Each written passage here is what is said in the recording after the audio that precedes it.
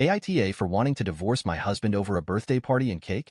I, 40F, have been married to my husband Sam, 41M, for 10 years. We have 4 children, 22, 16, 14 and 11. And up until the last few months, I genuinely thought that we could work through anything. This is not the only situation that has happened in the last few years, just the one that finally broke me. I recently had a birthday and Sam planned a surprise birthday party for me. He spilled the beans to me 3 days before the party, and I thought it was adorable that he was so excited about the party that he couldn't contain himself. I wish this was the case. Instead, he told me that I needed to help him clean the house to get it ready for my party. Yes, you read that right. I needed to prepare food and set the house for my own party. I agreed to clean to keep the peace, but was upset. The day of the party quickly came, and I was devastated to learn that he didn't invite most of my friends or family. He claimed that he didn't know how to contact them. The final straw came when he carried out a cake in a flavor that he loved. Nothing that I would ever choose for myself. I barely managed to keep it in and cried in the bathroom after everyone left. I feel like an afterthought and hated listening to everyone compliment him for throwing me a party. I work 2 jobs, take care of the kids, do all of the meal planning, grocery shopping, and most of the housework. I am exhausted and just wanted to feel appreciated for a day. AITA for considering divorce because I feel he doesn't care. I just can't imagine throwing away 10 years of marriage, but I feel broken. Now on to the next story. Story 2.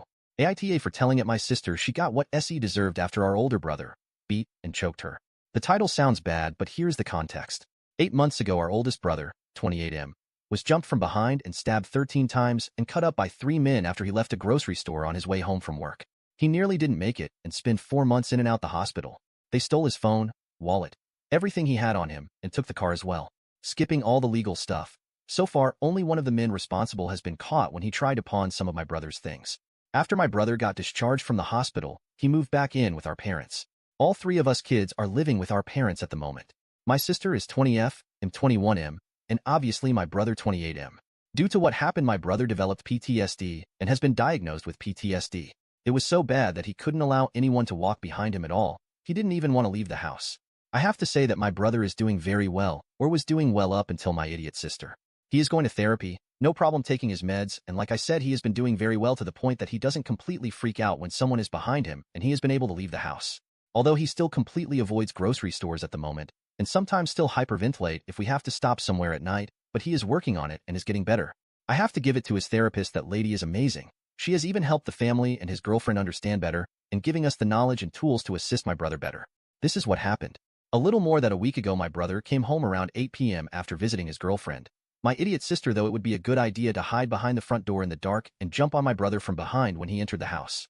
I didn't witness everything, and I have pieced everything together from what I did see and what I was told. My brother freaked out and slammed my sister against the wall, choking her, and punched her repeatedly.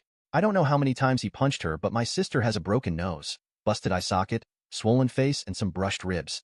All we hear that night was screaming, and me and our dad running downstairs seeing my brother having my sister against the wall choking her. I only saw 2 punches out of all the punches. It took me and my dad to restrain my brother and get him to calm down. My sister is currently looking like a red balloon. She was taken to the hospital, nothing more serious other than the injuries said above. I don't know if there will be any legal troubles for my brother, but nothing has happened so far. We all gave our statements. Even my brother, but he doesn't remember much. He remembers walking into the house and then blank. According to one of the police officers, they don't believe charges will be filed but will be in touch. My brother has been holed up in his room since last week after the incident, only leaving for necessities. All the progress he has made over the last couple of months seems to just be completely gone. He is basically the same as he was the day he left the hospital. I overheard my sister in our living room this morning on the phone. I don't know who she was talking to, but all I could hear from my sister is her complaining about being hurt. I understand, but I got pissed off when she called our brother a monster. That is when I told her she got what she deserved, and she should be glad that we were there to actually help, because things could have been a lot worse because of her idiocy. She caused her own pain. She caused our brother to relive something that almost took his life, and she is complaining and calling him a monster. I told her the only monster I see was her for even thinking that what she did to our brother after she knows what he went through is okay to do, and then actually do it. I just shouted she should not expect any sympathy from anyone in the family after the shit she pulled, and she is lucky our parents haven't kicked her ass out of the yet. My sister just went to her room and has been in her room the whole day. I can occasionally hear crying through the wall between our rooms. My parents are pissed at me and called me an asshole for blowing up on my sister. They already had the conversation with her and I should have stays out of it. My sister was just blowing off steam with one of her friends over what happened, and I had no right to say anything I did to her.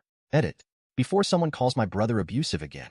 Before all this happened, he was a kind, caring person, always a smile on his face, that has never gotten in a physical fight before outside of a boxing ring.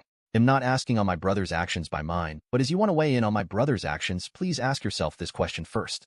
You get attacked by 3 men, stabbed 13 times, cut up and beat from behind, and then have someone jump on you from behind not even a year later, and see how you would react in that situation.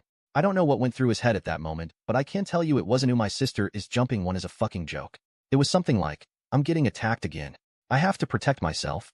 Thank you everyone who subscribed me and like my videos.